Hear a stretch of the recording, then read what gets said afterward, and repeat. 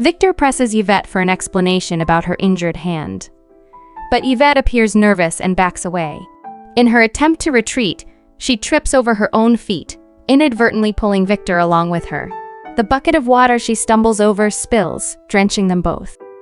Yvette insists she's fine, but Victor, with the bucket unexpectedly landing on his head, responds sharply that he's not. They grab a towel and some medicine. Victor gently tends to Yvette's wounded hand, advising her to bear with the pain. Yvette eventually confesses that she only wanted to take a shower and that the bucket was too heavy, causing her to accidentally scrape her hands. She steals a glance at Victor, noticing his stern expression, and assures him not to be angry. Victor questions if he appears mad, to which Yvette responds that he looks fierce. Victor questions why Yvette didn't seek help, noting she isn't accustomed to doing everything alone at home. Yvette explains that back at the Winchworth house, there was always water in her bathroom. Someone prepared late-night snacks if she was hungry, and her bed was always made when she felt sleepy. Now she understands she took those things for granted. After experiencing them firsthand, she realizes how challenging they can be. With a wide smile, Yvette asks Victor if he believes she's matured a lot. Victor lets out a sigh and then pokes her forehead, reminding her that she didn't consider her abilities and ended up hurting herself. He stresses that if they were attacked tomorrow, she wouldn't be able to wield a sword with injured hands. Softening his tone, Victor explains that to be a warrior, she must also learn to avoid unnecessary harm. He assures her that it's not shameful to admit she's not capable of something. He emphasizes that he just needs Yvette to do what she can. Taking Yvette's bucket to help her, Victor adds that if there's anything she can't do, she can always ask him for help. Turning back to Yvette, Victor gives her a stern look, saying that in tomorrow's training, he won't go easy on her just because she's injured. Suddenly, Yvette recalls what Marlene told her earlier, that despite Victor's tough exterior, he's actually quite thoughtful. Yvette now grasps the meaning behind those words. As they walk, Yvette tells Victor that Marlene gave her a basket of mangosteens and asks him to peel them for her.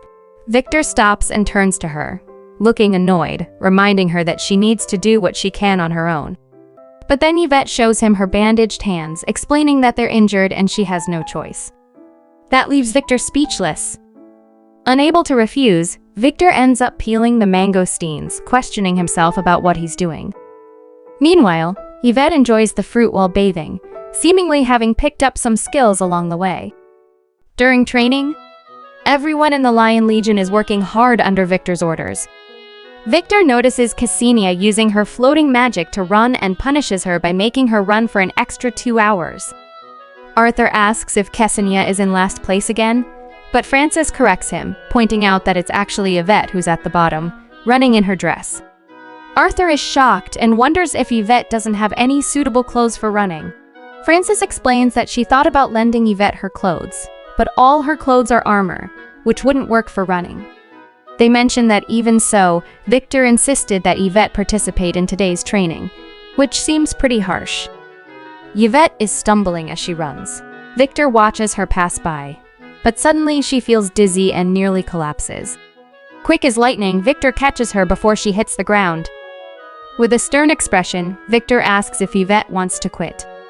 However, Yvette shakes her head, gets back on her feet, and resumes running. Victor then declares that anyone who hasn't lapped Yvette by more than 10 laps by the deadline won't get an extra snack at lunch today. Everyone calls him a tough taskmaster. Finally, the training wraps up, and Yvette collapses under a tree, trying to catch her breath. Suddenly, someone pokes her cheek with a tree branch. It turns out to be Arthur, Francis, and Lynn checking on her. Arthur compliments her, saying it's impressive she made it through the first training session. Even Rosanna chimes in, noting that Yvette has more perseverance than certain others, looking at Ksenia, who seems annoyed by Rosanna's remark. Francis then gently helps Yvette up, reminding her not to lie on the ground too long or she might catch a cold. Yvette's dazed expression earns a chuckle from them. Suddenly, Victor strolls over and asks what they're up to. Before they can answer, Victor informs Yvette that he's heading into town to grab some things, and he orders her to come along. Everyone is taken aback, knowing Victor already works hard every day and doesn't need to do this. Victor explains that since Marlene is busy, he'll go instead, challenging anyone to finish the tasks faster than he can, leaving them speechless. Confused, Yvette asks Frances why no one wants Victor in town. Frances hesitates, but then assures her it's not meant to be mean, just genuine concern. After a pause, Frances admits it's because Victor has an intimidating presence. At the marketplace, Victor and Yvette try to buy something, but when Victor speaks to the merchant freaks out and runs away, leaving them both speechless. This happens again with another merchant. Yvette tries to hold back her laughter while Victor looks slightly heartbroken. Yvette suggests that Victor try smiling. However, his smile turns out to be terrifying. Yvette then uses her fingers to flatten Victor's eyebrows and tells him not to frown, complimenting him that it looks better. So, Victor tries again with another merchant, and this time it works. The merchant doesn't freak out, and Victor gets what he needs. Seeing this, Yvette gives him a proud smile. Something seems to be catching everyone's attention. A little boy, curious about the commotion, climbs up on a box to see better and is stunned by the sight of silver hair passing by. It's Yvette and Victor who have become the center of attention, especially Yvette, who stands out among the crowd. They start becoming the talk of the marketplace. Feeling uneasy, Victor tells Yvette to finish their shopping quickly and hurry back after ordering the ingredients. As they walk, people around them are curious, wondering who they are and secretly trying to get a closer look from behind. But whenever Victor turns his head, they quickly pretend to be doing something else. Victor asks Yvette if something happened, but she just shakes her head, finding the whole situation amusing. Victor suddenly suggests they visit a clothing store. There, Yvette tries on a dress and asks Victor for his opinion. Not being well versed in fashion, Victor figures if everyone on the street is wearing it, it must be trendy. So, he selects it for Yvette. But out of nowhere, onlookers appear and intervene, expressing their disapproval of Victor letting such a lovely girl wear such a plain dress. They enthusiastically pick out the most gorgeous dress in the store for Yvette. As she tries it on, they're completely amazed by how stunning she looks. They glance at Victor, expressing their disbelief at his earlier choice. Victor, taken aback by the situation, feels guilty and apologizes. Everyone is surprised by his apology and also relieved. They had thought Victor was a tough guy, but it turns out he's actually friendly, and now they see him in a new light. Not stopping there, all the girls excitedly dress up Yvette, offering her accessories and different dresses. They even speculate if Yvette might be a noble lady from the imperial city. Meanwhile, the guys gather around Victor, trying to pry information about his relationship with Yvette. Watching Victor surrounded by these curious onlookers, Yvette is impressed by his perfect figure. As people around them start assuming their relationship might be an abduction, a little boy overhears and becomes anxious. He suddenly shouts, calling Victor the fierce-looking guy and points his toy sword at him, challenging him to a duel. Victor looks bewildered. But then the boy declares that if he wins, Victor has to set Yvette free. Grabbing Yvette's hand, he promises to rescue her from the scoundrel and asks if, after all that, she'll be his girlfriend. Suddenly, a woman shouts at the little boy, calling him Aid, and tries to stop him from causing more trouble. But Aid quickly runs away, leaving Victor and Yvette bewildered. Another woman approaches, apologizing to them for Aid's behavior and expressing disbelief that Aid has become such a troublemaker after what happened to his sister. Yvette appears curious about Aid's sister. The woman explains that Aid's parents died early, and he's been living alone with his sister Manal, who practically raised him. She continues, revealing that a month ago, while Manal was working, she accidentally punctured her abdomen, and strangely, the wound hasn't healed since. Yvette and Victor are moved by the story. Victor then asks the woman to show them the way to Manal's home. As they arrive, Manal is lying on her bed, looking ill.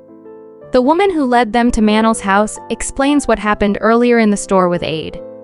Manal becomes angry, and when Aid returns home, she immediately starts punching him without holding back, seemingly forgetting her own pain. Yvette innocently asks the woman if Manal is dying, and the woman confirms that Manal's condition is serious, but mentions she's not hitting as hard as she used to. Manal then apologizes to Yvette and Victor, hoping they'll pretend it never happened. However, Aid looks displeased and declares he's an adult now, wanting Manal to trust him for once. This frustrates Manal, who insists Aid needs to act more maturely. She explains her hardships and tells Aid to stay out of trouble. But Aid turns to run away, looking disappointed. Yvette gently catches Aid's hand and advises him that if he cares about his sister, he should express his feelings while he's with her, or he'll regret it later. She reminds him that everyone says Manal doesn't have much time left. Yvette also realizes that Aid wants to prove to Manal that he doesn't need her protection by challenging someone strong and winning a girl's affection. Softening her gaze, Yvette reassures Aid that what he's worried about won't happen. Suddenly, Manal feels a sharp pain in her abdomen, and Victor helps her to stand. Yvette gently touches the wound and asks if it hurts, but Manal says it doesn't hurt as much when Yvette touches it. Looking tired, Manal slowly closes her eyes. She calls Aid and tells him that she's going to have a long dream, promising that even if she never wakes up again, she'll watch him grow up in her dream, assuring Aid not to be afraid as she'll always be by his side. As Manal finally closes her eyes and stops speaking, Aid becomes hysterical, calling her name in tears. To everyone's surprise, Manal suddenly gets up, looking bewildered, and states that she doesn't feel any pain anymore. This shocks both Aid and Victor. Aid shouts, asking if Manal has turned into a zombie, to which Manal, looking annoyed, replies that she's not dead yet. Manal explains that after Yvette touched her wound, she suddenly felt no pain. At first, she thought it was because she was dying, but when she removes the bandage, everyone is shocked to see that the wound has healed. Victor turns to Yvette and asks what she did to Manal. When Yvette was a kid, she found a wounded bird in the yard. Feeling really sad for it, she picked it up and used her magic to heal its wounds. Miraculously, the bird recovered and flew away. That was Yvette's secret power. So Manal calls Aid over and gives him a hard hit to show how Yvette can heal the wound. Victor looks worried, thinking it might cause trouble if people from the Imperial City find out. During their break, Victor asks Yvette if her mother told her to hide her ability, and Yvette confirms it. He also asks if she's afraid of getting in trouble for using her power. Yvette stares at the sky for a moment, then turns to Victor and says that she believes he'll protect her anyway. Smiling, she asks if that's true. Victor, surprised by her response, smiles back and agrees. As Victor and Yvette are about to head back home, the townspeople gather and beg them to join their celebration. Victor thanks them for the invite but explains they have work to do. He turns away and says a warrior shouldn't indulge in fun and forget their duties, asking them to understand. Meanwhile, Yvette is enjoying herself at a food stall, happily eating cotton candy and forgetting about Victor. Seeing this, Victor pinches her cheek and asks why she's acting like she's staying for the party. Yvette then hands him a book and tells him to read it. Victor reads aloud that true power isn't just about physical strength or fighting skills. It also includes physical fitness, endurance, eloquence, multitasking, identifying herbs, and social skills. These are all things Victor had told Yvette, and she wrote them down. Realizing he has no choice, Victor reluctantly decides to enjoy the party. Yvette easily blends in with the townspeople, helping out on the farm while Victor chops wood for the bonfire. Everything is new for Yvette and she enjoys it all. Victor watches her from a distance. Suddenly, the bonfire gets too big, causing everyone to panic and grab buckets of water to calm it down. As night falls, the party is still going strong. Some are playing musical instruments while others dance with their loved ones. Yvette and Victor watch from a distance. Suddenly, Victor asks Yvette if they'll be dancing together later, and she nods. Noticing Victor's expression change, Yvette asks if something's wrong. Embarrassed, Victor admits he can't dance.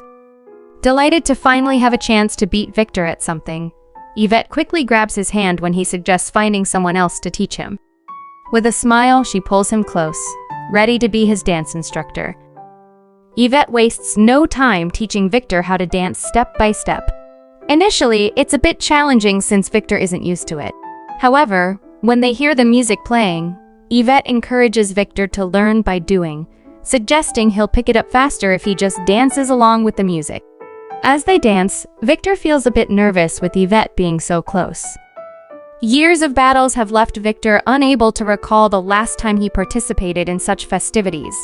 Yet here he is, socializing with strangers, helping with the celebration preparations, and even learning to dance. Victor wonders why he has made so many exceptions for Yvette. Yvette looks like she's having a great time dancing, her face lit up with a smile, and she asks Victor if dancing is hard. Victor seems caught up in the moment as he dances with her. Just as he's about to say something, the music gets louder and he gets nervous because Yvette is so close now. He's about to speak, but someone calls out to him. Victor quickly leaves Yvette, and the person who called him notices he looks pale and suggests he should go back. However, Victor refuses, mentioning that the Lion Legion rarely holds events like this, and he sees Yvette enjoying the party and talking more than usual.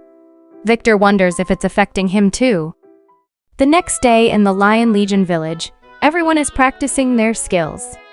Rosanna comments that Yvette looks good in her new clothes. Yvette, deeply focused on practicing her archery, doesn't seem to hear Rosanna's remark. Her archery skills are quite impressive now as she consistently hits the bullseye. Arthur notices Yvette's significant progress, but Ksenia points out that while Yvette is excelling in archery, her other skills haven't improved much. However, Ksenia feels that Yvette is changing gradually, which is positive.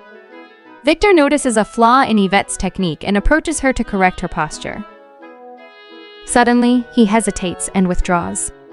Arthur teases Victor when he sees his odd behavior, which embarrasses Victor even more. Ksenia jokingly asks Yvette if she and Victor had a fight.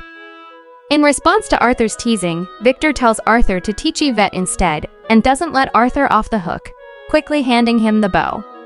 Arthur, with a mischievous grin, remarks that there's definitely something up with Victor. Since it's the first time Arthur has been alone with Yvette, he wonders what they should do or talk about. Out of the blue, Arthur asks Yvette why she trains so hard, catching her off guard. Yvette simply replies that she wants to be strong. But that's not the answer Arthur was hoping for. He mentions that most people work on improving themselves to achieve goals like gaining fame, status, or money. Arthur then shares his own goal, to make a name for himself so his father, who underestimates him, will realize he's wrong. Yvette responds that she wants to help the people who matter to her. Hearing this, Arthur comments that her goal sounds a lot like her mother, Duchess Winchworth, and tells Yvette she's very kind. Yvette gets excited and asks if Arthur knows her mother. Arthur quickly clarifies that he's only heard a lot about her.